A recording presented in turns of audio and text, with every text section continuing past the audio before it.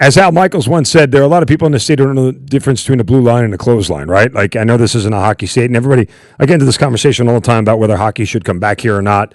I've always kind of stuck to the idea that it won't, even though people want it to, or a certain faction of the population wants it to. I just don't think the NHL would experiment with this a third time again, unless you have an owner who's willing to absorb all the individual costs, which is very rare.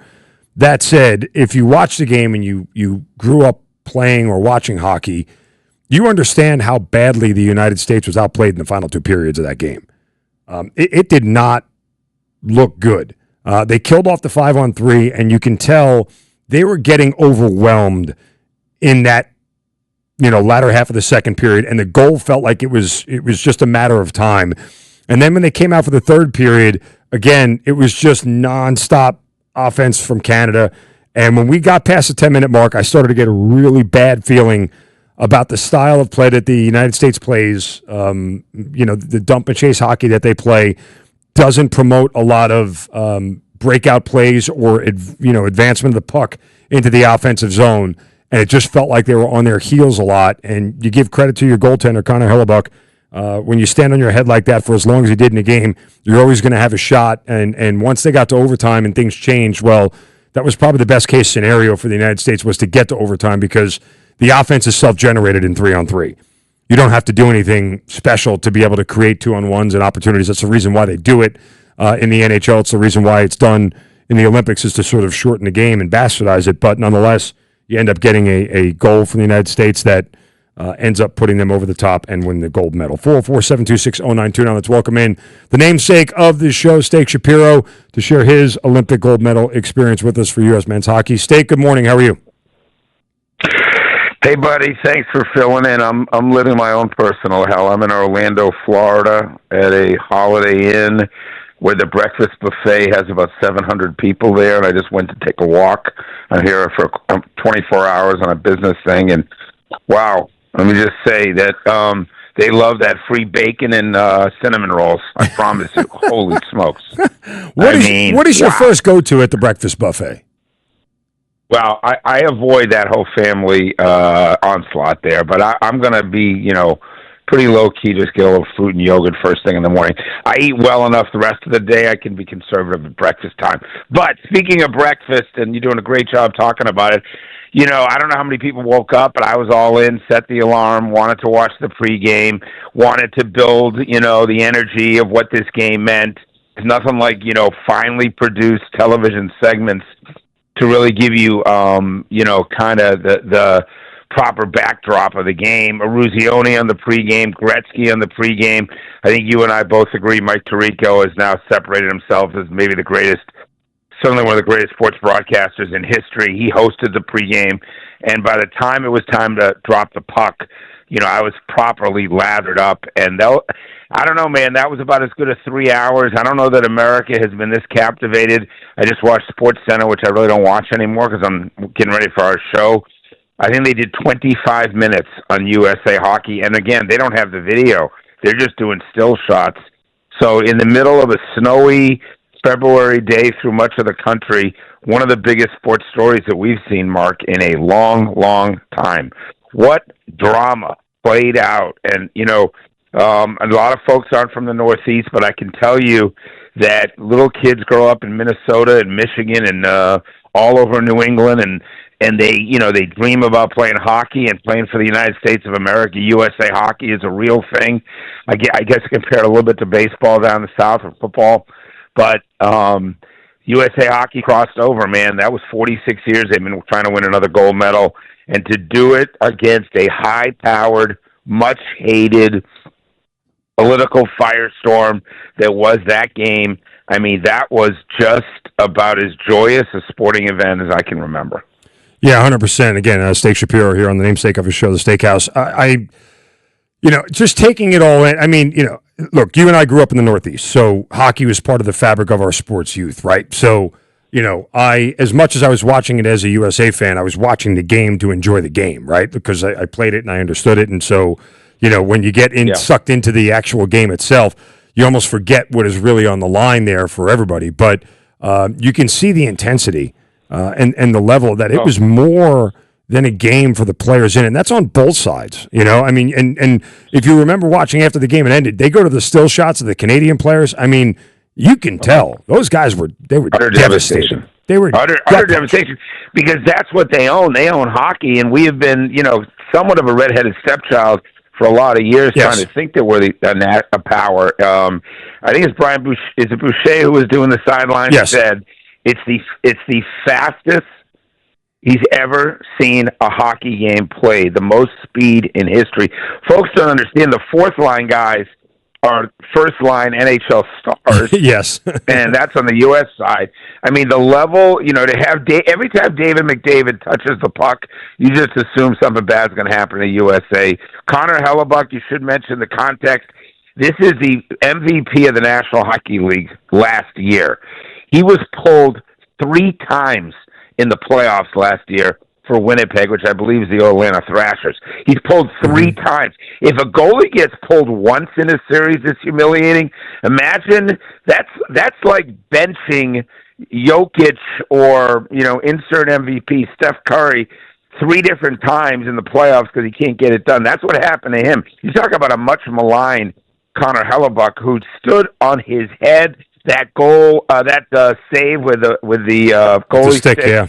Behind him. Oh my God! I mean that, and like you said, I mean if they played 10 times, you got to believe that Canada, certainly when you're at 5-on-5, is going to get the next goal 8 out of 10 times. But once you got to overtime, it neutralized. Now listen, Canada's great in 3-on-3 because they're faster and more skilled. But it just kind of opens. It's kind of like a wide open deal. And to have 2 brothers, the Kachuk brothers and the Hughes brothers on the team. The whole background of the USA legend that passed, him and his brother in that horrible accident that they honored after the game, Johnny Gaudreau. Yeah. And if you didn't tear up when they went to get his kids and bring them on the ice, I mean, just a moment that God, Johnny Gaudreau was every bit as part of USA Hockey or more than everybody on that ice. So, it's just the beauty of sports and what we get to do for a living is that as you sit there and you go like, wow, what a lull. It's like, the NFL Combine is top front and center because there's not a lot of going on. It's game 61 in the NBA. It's, college basketball's horrible lull before you get to the tournaments in March Madness. It's baseball literally trying to find stories out of spring training. I mean, all of a sudden this sports gem just fell, and America that is, certainly got their issues in terms of unification and feeling good about each other and ourselves day in and day out. You're bombarded with some, story. To be able to wake up on a Sunday morning and watch USA Hockey and have it, I just had a daunting feeling the entire third period and into overtime that it was going to be another one of those Sidney Crosby moments where, like, wow, wouldn't that have been something if we could have found a way to steal a goal? And then it happened, and it was like that really. And then of course you get the high stick. So Hughes has the 2 front teeth knocked out. He's looking on the ice to find his teeth, right? And then if there's ever a portrait, and we grew up with this, Mark, if there's ever a portrait of how hockey players are different, the shot of him after the game with the big smile and the front teeth gone and the blood on the jersey and the American flag. That's as hockey as it gets. Come on. It's as hockey as it gets right there. Come on. I mean, it's just it's picture perfect. Yeah, I mean, and Kenny Albert, Marv Albert's kid, I thought was spectacular calling the game. Obviously, Tirico set the proper tone of how important that game was. How about NBC? And I agree with you, Mark. I heard you. It was a first class effort in bringing that production. The Olympics did a great job at NBC. That is a massive undertaking that we take for granted. How about the final competition and the final moment of the entire Olympics for NBC is an overtime goal for a gold medal win after 46 years, and that closes out the Olympics and also gives you the 12th gold medal, which is the most gold medals the USA has ever won. I mean, we know some of the guys over there at NBC that run sports.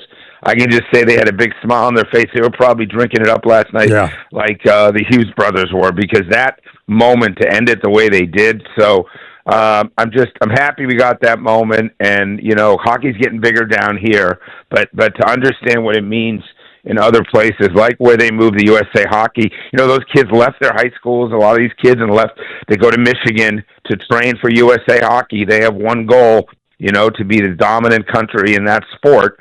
So, not unlike, some of the drama you may see with the World Baseball Classic, where we want to be the best in the world in baseball. But now we can say that we are, as we swept men's and women. It was an awesome sporting event. It was a great way to wake up. I love the 8 a.m. start. I love that New York decided to say, listen, let's open the bars. Let's with everything else going on. And by the way, they had a massive snowstorm on the way. Yes, they did. So they needed it. I'm looking forward to hearing how everybody else reacts, especially down in Georgia where people were trying to get their arms around it. Yeah, look, I said earlier, I went down the rabbit hole just watching the reactions of people online. People were on airplanes. There was a Pee Wee hockey game that paused for the win. Places where I grew up in my youth in Long Island, bars were packed. Again, I mentioned Steak. My brother coaches a hockey team. My nephew and 10-year-old kids and all the dads were watching the games together in the bar, and the place went bananas when they scored the goal. It's That's just so fun. The unifying effect of this whole thing. I don't know if we take enough time to appreciate and grasp because we get so caught up in the day-to-day and the short attention span of social media and the negativity, man. Yesterday for 3 hours, it was one flag, one country, one body, one heart. It was all. I don't mean to be, kind of idealistic or platitudes. Well, no, why not? I mean, listen, we get enough. We are bombarded by the divisiveness at every level. On every story, there's not a tweet you can put out where somebody's not going to, say that there's a political leaning when you could literally say, I had Fruit Loops this morning instead of Apple Jacks, and somebody's going to attack you that, you're being a liberal or a right winger or God knows what. Like, let's just realize that yesterday, that was the opposite, and, it was just, listen, the Super Bowl was terrible in terms of drama. There's a lot of big sporting events that do not live up to what you hope for when you hype. Yeah. I mean, I can tell you that there was probably collective text threads all over America, just like the one I was on with Rusty and Drew and our show, where, when you were going to overtime, everybody was just OMG. Like, I can't believe this is what's about to happen. One goal, every 4 years you decide a gold medal, and in the next whatever, somebody's life will change forever. And let's hope it's somebody on the USA side, and that's exactly what it was. You'll know the names of those, key participants from Connor Hellebuck to the Hughes brothers. You'll know them forever, and they'll never buy another beer at any bar in Michigan or Boston or wherever they go. Wherever they go. By the way, 7.7 million people watched the women's hockey gold medal game against Canada. We haven't got the numbers. I would imagine because by the time you get to third period and overtime, you're at about 10 a.m. on the East Coast, right? So right. 10:30. And no, it's supposed to be 11, actually. Right, 11 by overtime. So I think it'll be the most watched hockey game of all time in America. I don't know why it would not be. The other one was the Olympic game of the 2010 loss. Right. Maybe because that was closer to prime time. I'm not sure. But, listen, the Olympics did a great job of the time change was not great, but not awful. And, I know people wanted that game at 3 p.m, but everything's not about, making it good for Americans on the East Coast. And the time was when it was. And, the busted teeth and the maligned goalie and the brothers that have been through. Remember, it was just a year ago that we lost in that, 4-country deal. 4 nations deal, yeah. 4 nations, yeah. That was awesome.